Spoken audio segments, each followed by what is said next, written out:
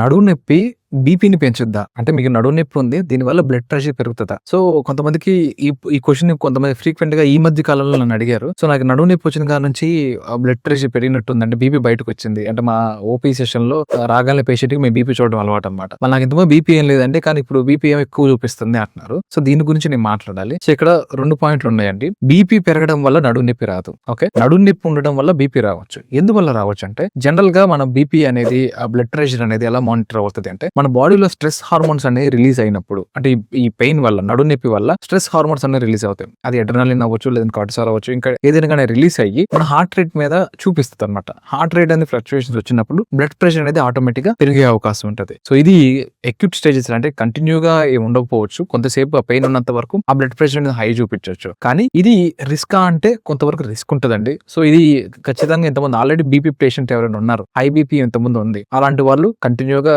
దాన్ని మానిటర్ చేసుకుంటూ ఉండాలి. బ్యాక్ పెయిన్ రిలేటెడ్ గా ప్రాబ్లం ఏదైనా ఉంటే దాన్ని ట్రీట్ చేసుకుంటూ ఉండాలి. రెండు సైమల్టేనియస్ గా మేనేజ్ చేసుకుంటూ బ్యాలెన్స్ చేసుకుంటూ ఉండాలి. ఇలా చేసుకుంటే ఈ ఇబ్బంది రాకుండా ఉంటది. సో మళ్ళీ చెప్తున్నాను, బీపీ పెరగడం వల్ల బ్యాక్ పెయిన్ రాదు.